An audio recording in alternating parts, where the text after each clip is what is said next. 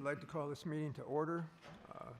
We'll start out with the Pledge of Allegiance, and then after that, we're going to have I'd like to have everybody remain standing so that we can have a moment of silence for Charlie Fox, who was a former commissioner here and just passed recently.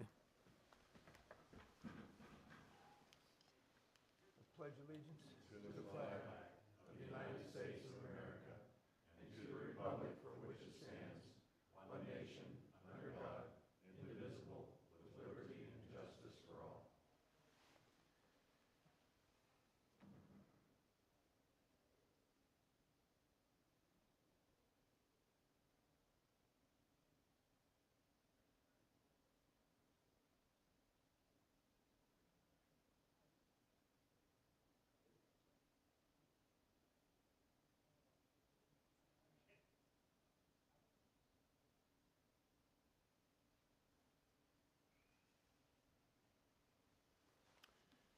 Thank you. Would any of the commissioners like to make any comments about Charlie?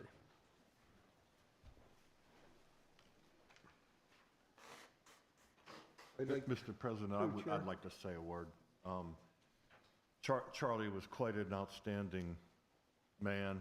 He's an educator and somebody that we all looked up to, and he certainly dedicated his entire life serving the agency as a deputy. I don't know how many years. I know it was a while.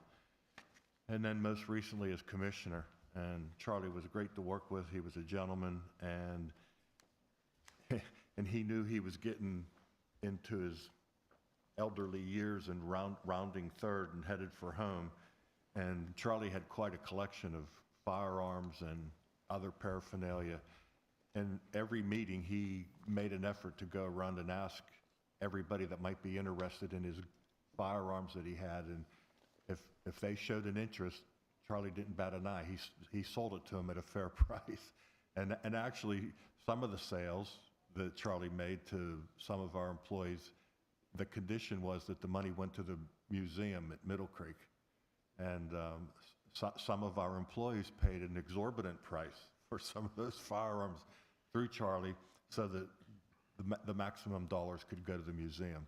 So Charlie was quite a man. Let the museum be part of his legacy, and it was an honor to work with a man like that. Thank you, Mr. President, for the opportunity. Thank you, Dennis. Anybody else? Mike, I'd like to say something on that. President, Okay. through the chair, I had the honor of serving with Charlie. And as Denny said, he was a great man, a great gentleman, a great mentor to me. He took time out of his day, whenever he can, sit down, and there was no question too big or too small. He had the time to sit down and talk to you and answer it, give his opinion on it. He'll be missed. Thank you very much. Anyone else? Yeah, Mike, I'd like to say something, and I feel a responsibility to make this statement, but it was Charlie Fox that put me on this path. So for those that may question, well, how did this guy get here?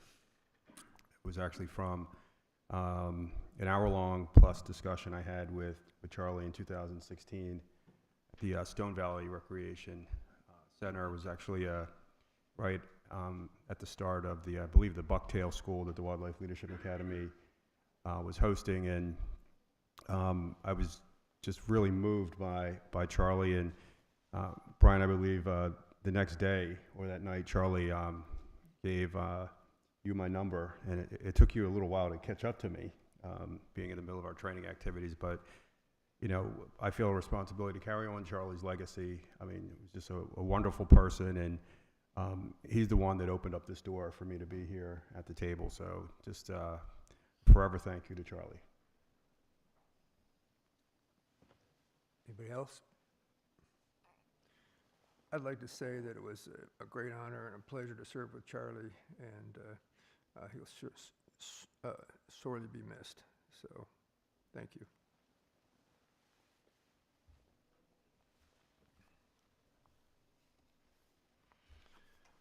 With that, Mr. Secretary, will you take a roll call, please? Yes, sir. Michael F. Mitrick, President. Present.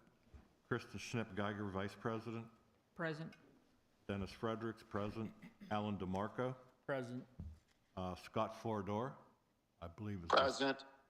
Thank you, Scott. Stanley Kinnick. Present. Mr. Todd Pride. Present. Haley Sankey. Present. Robert Schwam, obviously, is not present. I think he's hunting big game out west somewhere. He's not with us and can't come in by phone. But, Mr. President, you do have a quorum. Thank you very much, Dennis. Next item on the agenda is the approval of minutes held on July 9th of 2022. May I have a motion for approval, please? So moved. Second? Second. Any discussion? Mr. Secretary, would you call for a vote, please? All those in favor, say aye. Aye. Aye. Opposed, say no. The ayes have it, Mr. President. All right, I'd like to turn the meeting over now to Mr. Bechtel. Oh, you're going to do it? Mr. Marks. Okay, Mr. President, okay. Where'd Brad go? Okay. Thank you, Mr. President. The first item on the agenda is on page 2. It is out of the Bureau of Wildlife Management and is a proposed rulemaking. Prior to 2021, antlerless allocation purchasing limits differed for licensed buyers purchasing in areas inside and outside of wildlife management units 2B, 5C, and 5D. WMUs 2B, 5C, and 5D roughly comprise the areas designated as special regulations areas in section 141.1. Persons hunting in WMUs 2B, 5C, and 5D were subjected to no personal antlerless deer purchase limits until the antlerless license allocation for a given WMU was exhausted. However, persons hunting outside of WMUs 2B, 5C, and 5D were subjected to a personal purchase limit of 3 antlerless licenses regardless of the continued availability of unexhausted antlerless licenses in the applicable WMU. In 2021, the Commission eliminated the personal limit of 3 antlerless licenses for persons hunting outside of WMUs 2B, 5C, and 5D to increase hunting opportunities when antlerless licenses remained available in a given WMU. Simultaneously, the Commission imposed a statewide purchase restriction that effectively limited a person's ability to apply for a 7th or subsequent antlerless deer license when licenses remained available in that WMU until the hunter exhausted 1 or more of the 6 previously issued antlerless deer licenses and reported the harvest to the Commission. This limitation was intended to focus the issuance of additional unexhausted antlerless deer licenses to persons who were actually harvesting deer. After these changes, the Commission observed that hunting opportunity for persons hunting outside of WMUs 2B, 5C, and 5D did effectively increase as intended.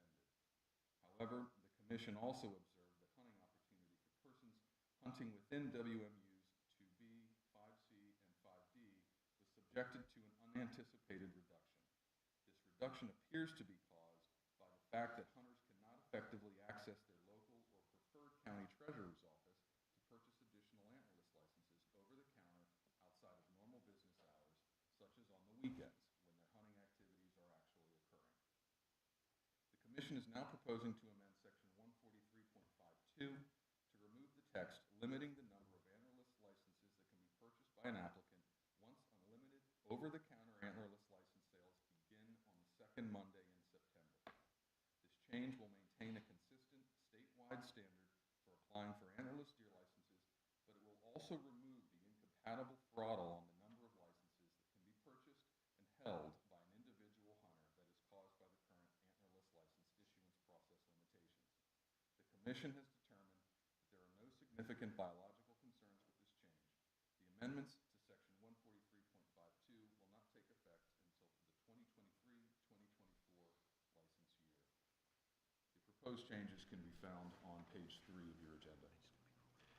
I just want to bring up, I just got a message from the folks doing the live stream. If everybody can get that microphone right up to them, the viewers on the other end can't hear it very well. Thank you. May I have a motion for approval, please? So moved. May I have a second? Second. Any discussion on the motion? Mr. President, if I may. You may. I'm the board member that asked for the white paper from the Bureau of Wildlife Management on this issue, and at that time that I requested the white paper, we were operating under the scenario that if a hunter needed additional licenses after he used his 6, that he or she had to go to a county treasurer to get more licenses. And county treasurers run regular business hours. They're not open on Saturday, not open on Sunday. So it was on the agenda politically to do away with that system, but we didn't have any idea at that time what was going to come of it. But thanks to our friends in the Senate, especially Senator Laughlin and the Senate Game and Fisheries Committee, Senate Bill 431 was voted out of Senate 45-5, and it's pending in the House right now for approval, hopefully sometime in October. And the governor's office has indicated that they did not have an issue with it should it come to his desk. So what that means is that hunters, should this be passed, will be able to pick up additional antlerless licenses at any issuing agent, which makes it extremely convenient. So although I appreciate the tremendous work Bureau of Wildlife Management put into this, you know, this legislation was an unforeseen thing that came up. And I want to thank Matt, you and your crew for coming up with this language, but I think it would be in the agency's best interest to pause and wait and see and make sure that this legislation passes, because I think it'll solve a lot of those problems that you addressed.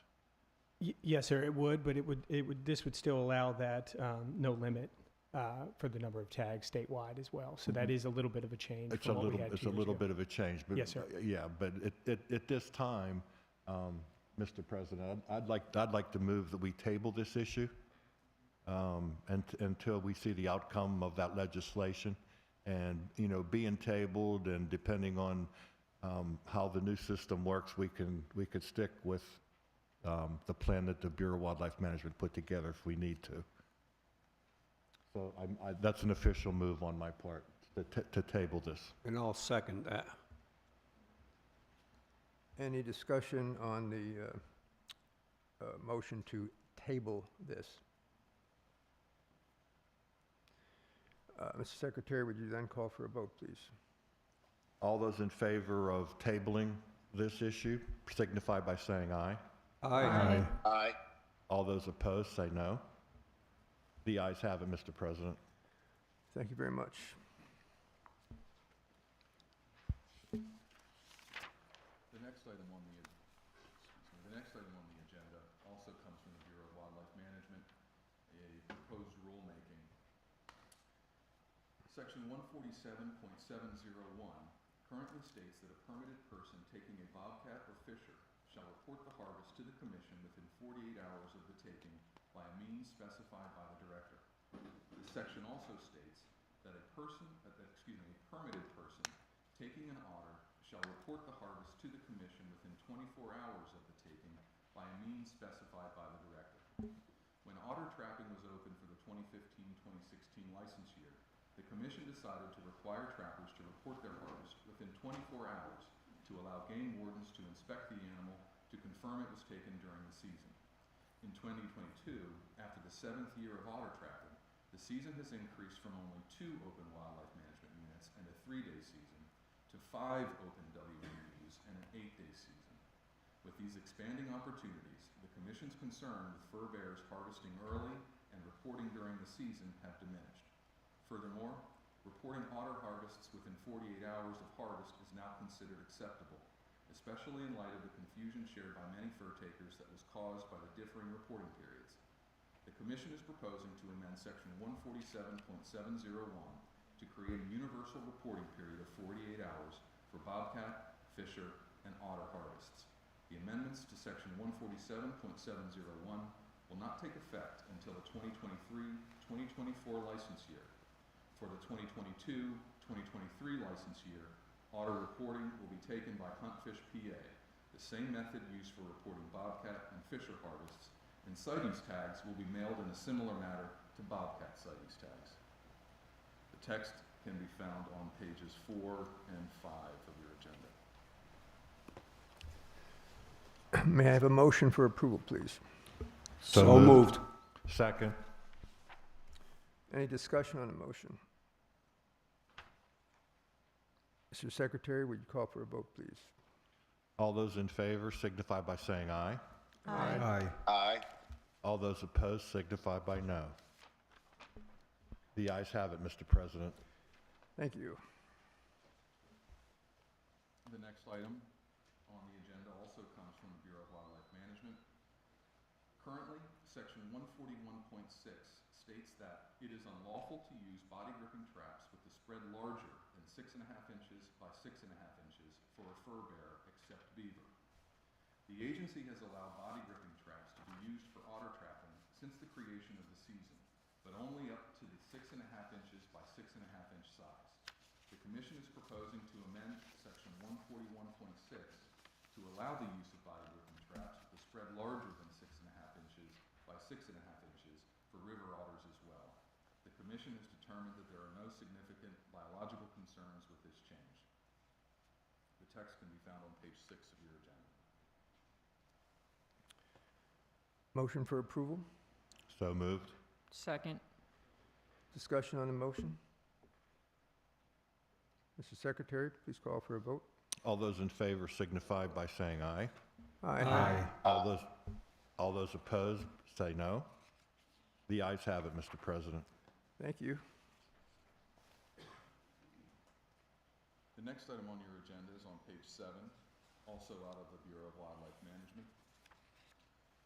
To more effectively safeguard the wildlife resources of the Commonwealth, the Commission is proposing to amend Section 137.35 to further reduce the risk of spreading CWD through the use of attractants by restricting their use. Research has well established that CWD prions, the infectious agent of CWD, are shed in urine, feces, and saliva of infected animals, and that the presence of infectious prions in excreta play a role in the direct and indirect transmission of CWD. Deer readily use natural and artificial scrape sites where they can be exposed to CWD prions from the urine and saliva of a CWD-positive animal. Any attractant or circumstance that creates the components of a scrape, whether natural or artificial, increase risk of disease transmission. Natural urine attractants are produced by captive cervid farms and often contain other biofluids. The production, manufacturing, and sale of urine attractants is not regulated. Therefore, there is no regulatory requirement or independent authority to test for presence of CWD prions in urine attractants. There is no record of facilities that produce urine attractants, and there is no traceability of these products. Even herds that are enrolled in state and federal herd certification programs, the most robust CWD surveillance programs for cervid facilities, have tested positive for CWD. CWD is a threat to deer and elk in Pennsylvania. CWD prions introduction to a novel area in Pennsylvania, or CWD spread, regardless of source, causes substantial impacts to wildlife, stakeholders, and the agency. Much is still unknown about CWD, so limiting exposure of all species to a known pathogen is essential. Therefore, the Commission recommends amending the use of attractants in outdoor settings. The amendments to Section 137.35 will not take effect until the 2023-2024 license year. The amendments can be found on pages 7 and 8 of your agendas. May I have a motion for approval, please? So moved. Can I have a second? Second. Any discussion on the motion? Mr. President, through the chair, I have a couple comments. This is a difficult decision. Based on scientific information, there's no doubt in my mind that urine proposes a risk of spreading CWD. However, how much of a risk is a difficult question. The industry has testing program. However, testing program is not done by an independent agency and raises real concerns to me. That's all I have on that. Thank you. Anybody else have any comments? I'll follow up on the heels of Commissioner Knick. The science is there, right, that prions exist in urine, feces, and saliva. Everybody in this room accepts that. What we're looking at is a possibility versus a probability scenario. And, you know, at the end of the day, everybody in this room has the same end goal. Nobody likes CWD, and we would all like for it to go away. But the reality is we don't live in a rainbows and unicorns world, and we don't have that magic wand right now to make that happen. So when you flesh this out and try to make it less complicated than what it is right now, I got to thinking about some of the traveling that I've done out west, and driving across I-80 in Wyoming, you know, in October, November, when weather is extremely unpredictable. Somewhere there's a highway department manager that's looking at the radar and hearing from his staff saying, hey, there's a winter storm coming and this is bad. Like, this is really bad. What do you want to do? And he sits back and he looks and he says, take the speed limit and drop it from 80 down to 70. And he watches and he gathers intelligence. And he says, all right, take it down to 65, take it down to 55, take it down to 45. And that's kind of what we're doing with our DMAs, as we're getting intelligence about CWD and how to manage it most effectively. Is we have DMAs, we have import bans, we have all sorts of regulation in place. We're lowering that speed limit right now. And we're faced with the decision today of, do we close that highway down and tell the motorists, get off the highway, it's too dangerous? Or do we let them proceed with caution? And where I'm at right now, I'm still watching that storm, but I'm not ready to drop the hammer and close the highway. That's not to say that there won't be more science that comes tomorrow, next week, or next year that'll change that decision. But in my opinion, it's not there right now. Thank you. Anybody else want to make any comments? Mr. President, if I may. Certainly. I appreciate everybody's diversified view on this issue. And like Commissioner Knick said, this is one of those tough decisions that we have to make. And I've been around a while, and I have learned that when it comes to these tough decisions, you fall back on your base. And my base, and I'm extremely confident that everybody sitting up at this table's base, is resource first. I appreciate everybody's concern over the industry, our hunters, but again, it gets serious when a recommendation this controversial comes from our scientists and the Bureau of Wildlife Management. They have a really good reason to move this forward. I'm not capable of understanding completely what that is, but I trust them. And in the interest of putting the resource first and acting as a science-based organization, I have to, as one commissioner, put my trust in the Bureau of Wildlife Management. And with that, I would like to remind everybody that this is simply a proposal. You know, this isn't final adoption. This is a proposal that will allow the process to take place, for it to be published in the bulletin, for the public to comment, and all the interested parties that are here today and who are not here today to participate in that process and work with us. And it won't be finally adopted, possibly until January. It might not be adopted finally in January. We just have to see what kind of progress we make. And as one commissioner, I'm going to hang my hat on the Bureau of Wildlife Management and their recommendations. Thank you, Commissioner Fredericks. Anybody else? Yes, Dr. Mitrick, this is Scott. Can you hear me? Yes, we can. Yeah, echo everybody's comments. It's a tough decision. I hearken back to your question a couple meetings ago that we do ban this in the DMAs where CWD's at, yet we don't ban it in the areas where it isn't. So, that I've reflected on those comments as well as, the recommendations and the hard work that Bureau of Wildlife Management did. And as Commissioner Frederick said, this is a process. So, I'm supportive of moving it forward today and let the public comment on it. So thank you. Thank you, Commissioner Foradora. Anybody else? I'd like to make a few comments then. First of all, I was the person who requested the white paper on the use of urine attractants.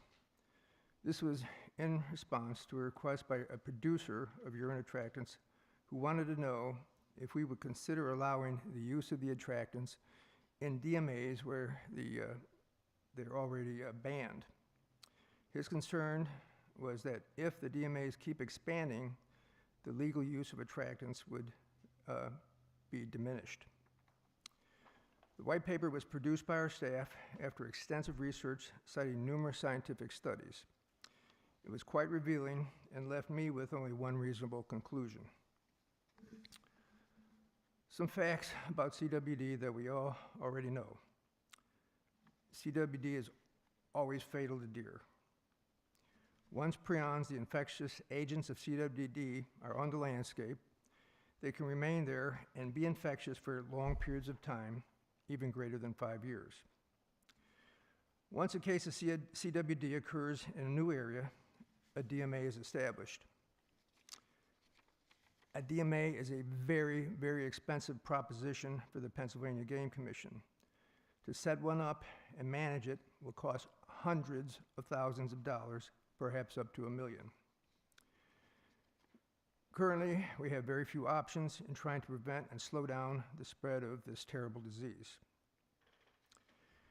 As far as attractants are concerned, we know a 4-ounce bottle of attractant can contain as many as 12 lethal doses of prions. The captive cervid industry that produces the urine attractants is unregulated by an independent agency. Now, we had people here talk today who I think are very reputable people, but still the agency is not, the producers are not regulated by an independent agency.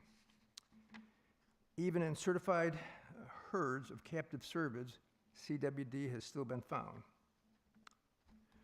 If we allow the continued use of urine attractants, we can say with almost 100% certainty that prions will be placed on the landscape where CWD does not currently exist, and that has the potential to be a true disaster.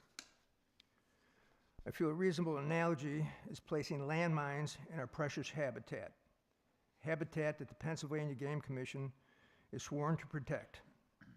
Why would we do that? Thank you. Any other comments? I'd like to, or Mr. President, I'd like to say something.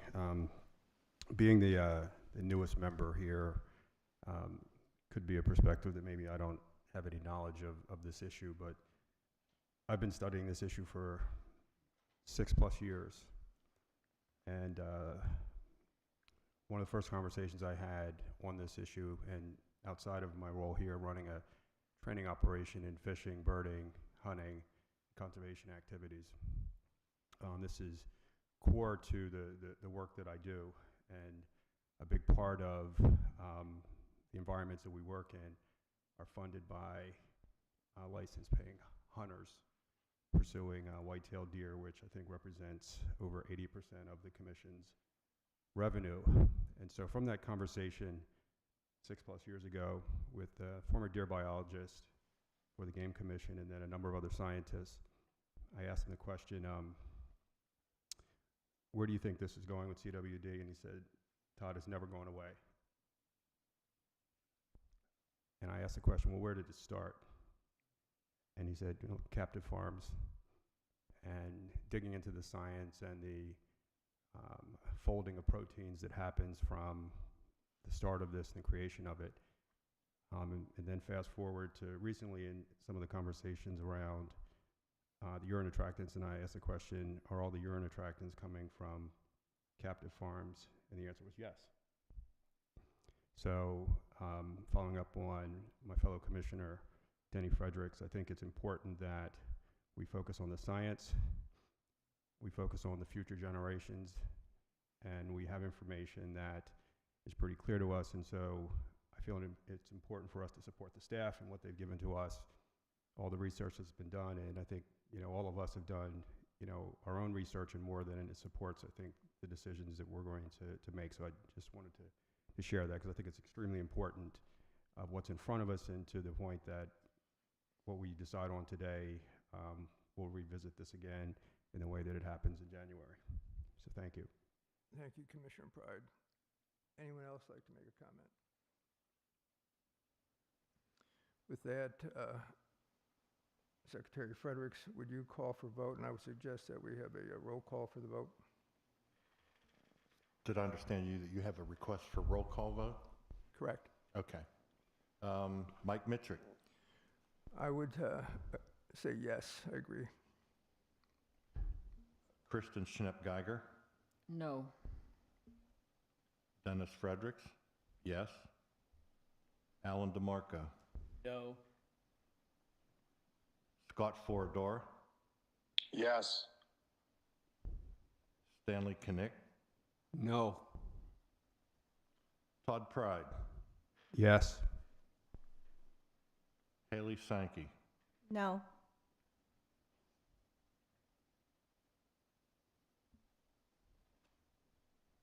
Mr. President, we have a tie. Scott Forador didn't vote. Yes, he did. Oh, he did vote, I'm sorry. It's 4-4. We have a tie. That means it does not pass. Correct. It dies.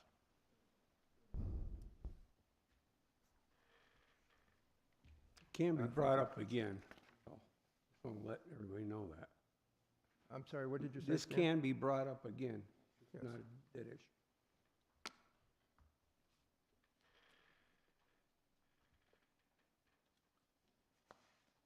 The next item is on page 9 of your agenda. It comes from the Bureau of Wildlife Protection.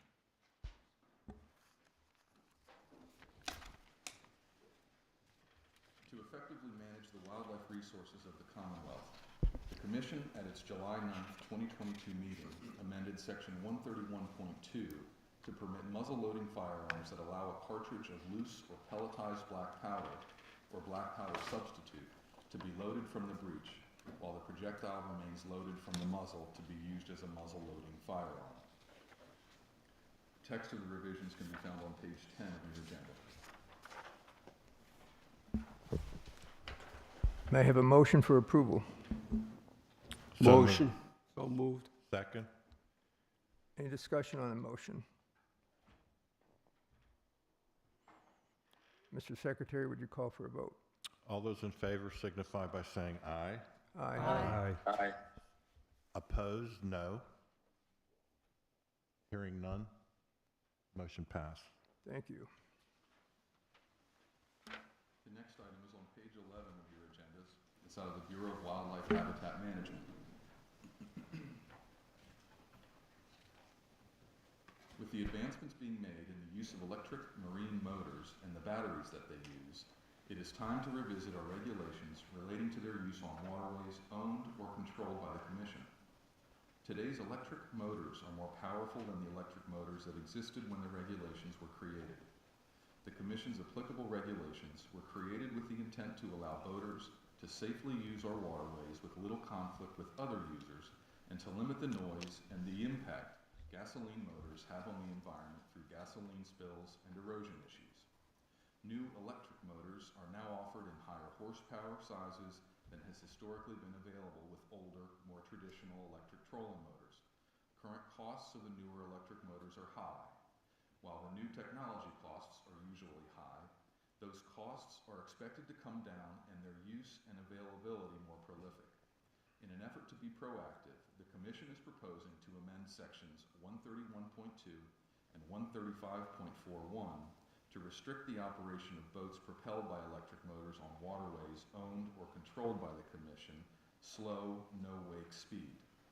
The Pennsylvania Fish and Boat Commission has recently proposed similar changes to their regulations on electric motors by limiting the operation of electric motors to slow, no-wake speeds. The text of the revisions can be found on page 11 and 12 of your agendas. May I have a motion for approval? So moved. Second. Any discussion on the motion? Mr. Secretary, would you call for a vote, please? All those in favor signify by saying aye. Aye. All those opposed by no. The ayes have it, Mr. President. Motion Thank you. passes. Thank you. The next item is found on page 13 of your agenda, also out of the Bureau of Wildlife Habitat Management. To effectively manage the wildlife resources of this Commonwealth, the Commission, at its July 9th, 2022 meeting, amended sections 131.2, 135.181, and 135.182 to eliminate the outdated and unnecessary text unique to state game lands number 176 and replace it with new statewide shotgun range regulations for both claybird ranges and shotgun patterning ranges. I do understand that there is a floor amendment that will require a motion and a vote after the underlying regulation is moved for adoption and prior to a vote. The text for the revisions can be found on pages 14, 15, 16, and 17 of your agendas. Motion for approval. I move. Second? Second. Discussion.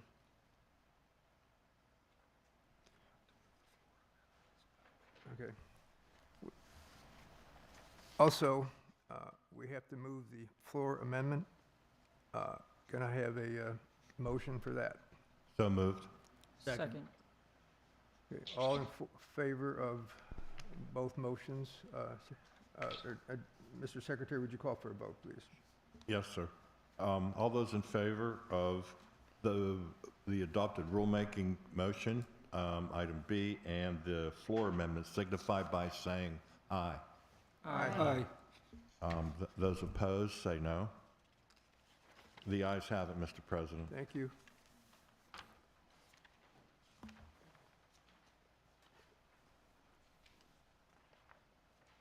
The next item on your agenda is found on page 18. National Audubon Society, Inc. is offering to donate 3 parcels of land totaling 137.3 more or less acres located in Lower Frankfort Township, Cumberland County, and Spring Township, Perry County, commonly referred to as Wagner's Gap Hawk Watch, Exhibit Red 1. Parcel 1 is 18.3 more or less acres and contains a parking lot, pavilion, small radio tower, and ridge-top talus-laid overlook into Cumberland Valley. Parcel 2 is 12 more or less acres. Parcel 3 is 107 more or less acres. The Tuscarora Trail, a spur from the Appalachian Trail, runs through all 3 parcels. There is a 200-foot wide corridor trail easement associated with the trail and a trail shelter known as the Charlie Irvin Shelter, located on Parcel 3. There are deed restrictions on the 3 parcels, most notably, no hunting on Parcels 1 and 2. Restrictions from the Keystone Recreation, Park, and Conservation Fund Act, administered by the Pennsylvania Department of Conservation and Natural Resources, are attached to Parcel 3, and the transfer is subject to approval from DCNR. This strategically located Hawk Watch site has recorded the largest annual flyover of raptors of any location in Pennsylvania.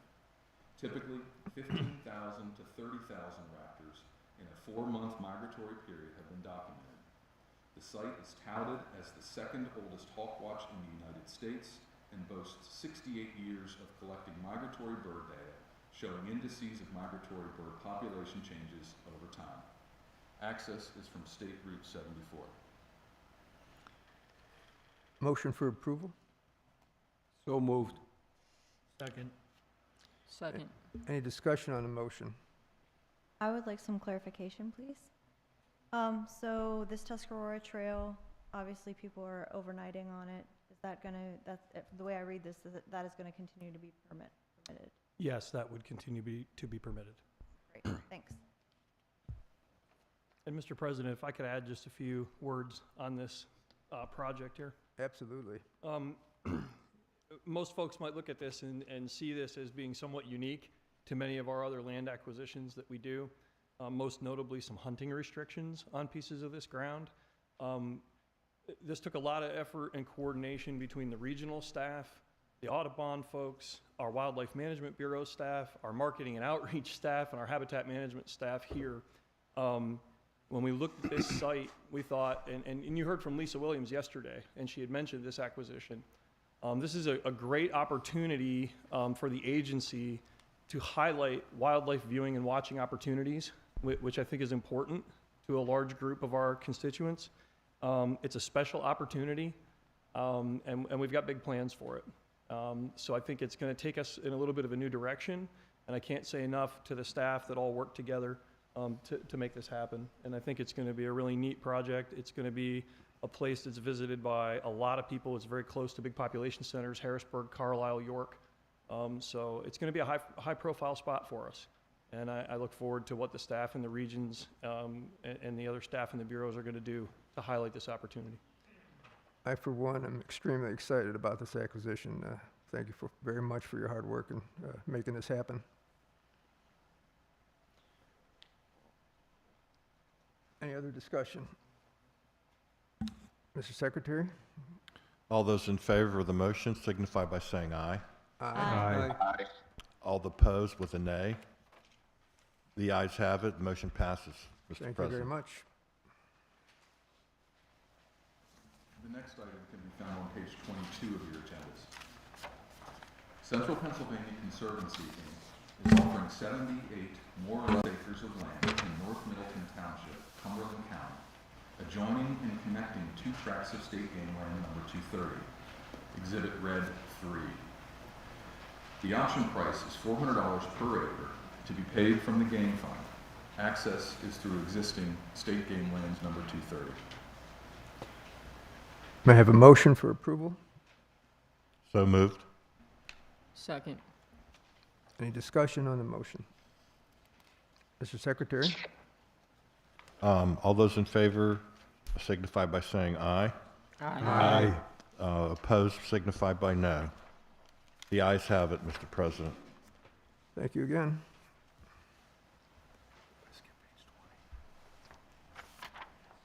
Okay. My apologies, folks. There was a previous item on page 20 of your agenda, which I skipped right over. Rodney Vidal is offering 45 more or less acres of land in Cranberry Township, Venango County, adjoining state game land number 45. That's on Exhibit Red 2. The option price is $400 per acre to be paid from the game fund. Access is through existing state game land number 45. Motion for approval? So move. Second. Discussion on the motion? Mr. Secretary? All those in favor of the motion signify by saying aye. Aye. All those opposed? The ayes have it, Mr. Thank you very President. much. My apologies for the excitement over the Cumberland County acquisitions here. The next item on your agenda is on page 24. Roaring Spring Borough is offering 1,367 more or less acres of land in Taylor Township, Blair County, adjoining state game land number 147, Exhibit Red 4. The option price is $1,200,000 lump sum to be paid with the funding from the Indiana Bat Conservation Fund and will be subject to approval from the United States Fish and Wildlife Service. The IBCF was established by the U.S. Fish and Wildlife Service to fund projects important to the conservation and recovery of the Indiana bat within the Commonwealth of Pennsylvania. The Indiana bat is a federal and state-listed endangered species. The property is to be managed for the primary benefit of the Indiana Bat in accordance with an Indiana Bat management plan developed cooperatively by the Commission and the U.S. Fish and Wildlife Service. Access is from Plum Creek Boulevard. Motion for approval. So moved. Second. Any discussion on the motion? Mr. President? Yes. A word, brief word. I'd just like to say this is another acquisition that's come about because of the work of largely field staff in the region in the South Central, a relationship built by our game warden with the Roaring Spring Borough when that was in public access cooperator property, and continued to work with them when they came along to the decision to try to divest of this property. So our staff are our strongest asset at all levels, all the way down to the field, and that's how this project ended up coming to us. So, and also notice no money directly out of the game fund or our Pittman-Robertson monies. This is coming from federal funds from the Indiana Bat Conservation Fund. Since this area is to protect the Indiana bats, are there any other restrictions other than no lumbering, that type of thing? There will be a management plan developed that will focus on Indiana bat. It doesn't necessarily mean no forest management. It tailors the forest management to those species. What I will say is this property has undergone extensive forest management previous to this action item. And I will say, after touring the site myself, probably some of the best looking, most diverse young forest habitats that were well managed that I've seen on private ground. Very, very good looking young forest habitats, very diverse. The reserve trees that were left over are prime for bat roosting.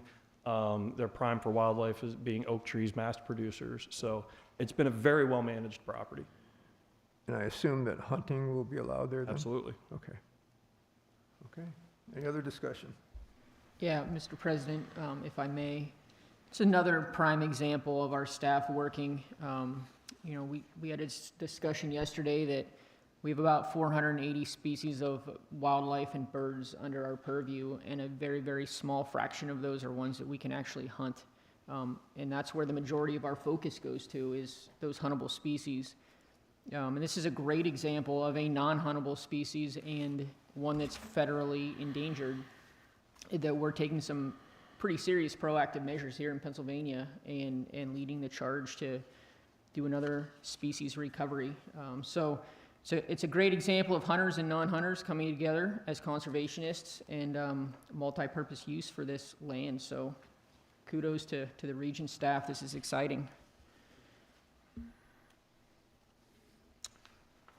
Any other comments? Call for a vote, Mr. Secretary. All those in favor of the motion signify by saying aye. Aye. Aye. Those opposed with a no. The ayes have it, Mr. President. Thank you very much. The next item is on page 26 of your agendas. The Nature Conservancy is offering 1,088 more or less acres of land in Cholla Township, Pike County, adjoining State Game Land number 180, Exhibit Red 5. The option price is $2 million, lump sum to be paid from the Game Commission's restricted account, representing funds from third-party commitments for compensation of habitat and recreational losses which occurred on state game lands from previously approved projects. Acquisitions using this restricted account may exceed $400 per acre. The property is bordered by the Cholla Creek on the west and contains a hunting lodge and barn. The Nature Conservancy's acquisition of the property is contingent upon them receiving funding through a partnership grant with the Open Space Initiative. Covenants, conditions, and restrictions associated with this funding will be required to accept the property. Access is from State Route 434. May I have a motion for approval, please? So moved. Second. Any discussion on the motion? Secretary, please call for a vote. All those in favor signify by saying aye. Aye. Those opposed by no. The ayes have it, Mr. President. Thank you very much. The next item is on page 28 of your agendas.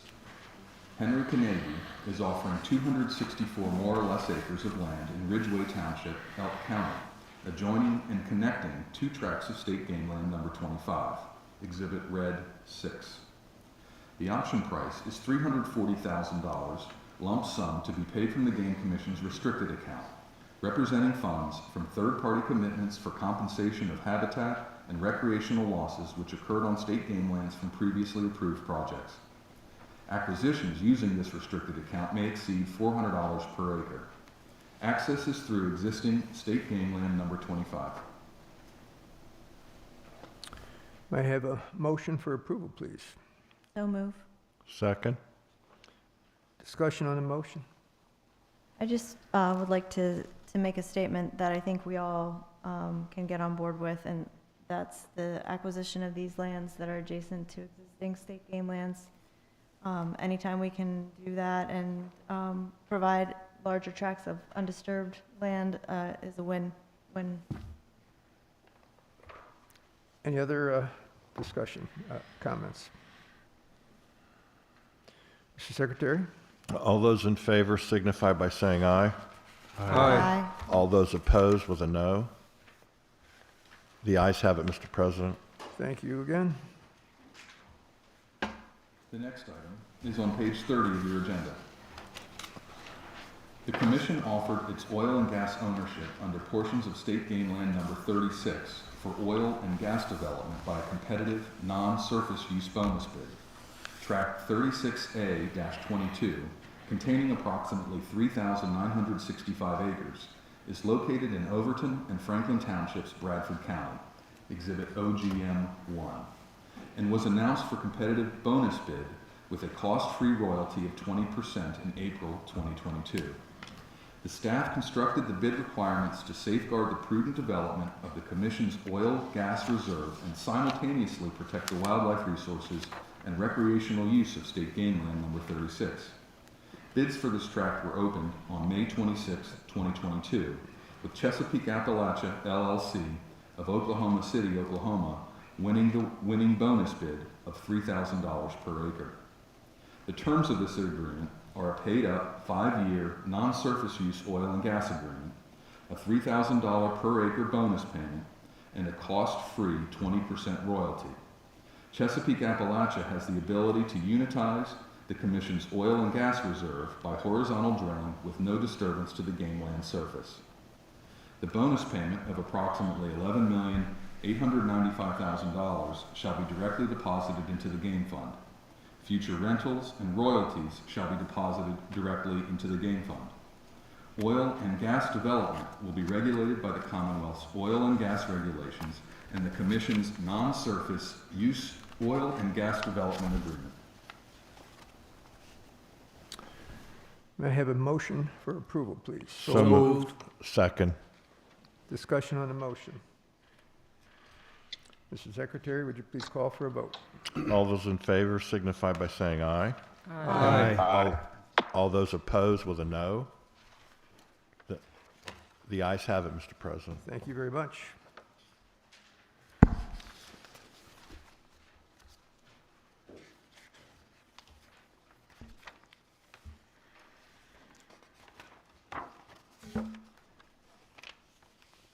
With that, we move on to new business. Does anybody want to bring up any new business? Yeah, real briefly, following some of the staff comments that we had yesterday, I, for one, was very excited to see the opportunity for this agency to utilize DMAP on state game lands. And, you know, provided that the rest of the board doesn't have any issues with that, I don't think at this point it is a regulation that needs voted on. But I'm looking forward to allowing our staff the same tools in the toolbox that other large landowners have to be able to manage the timber resources that we have in the wildlife habitat in this state. Thank you very much. Any other new business? Yes. With that, the meeting adjourns. Thank you, everybody.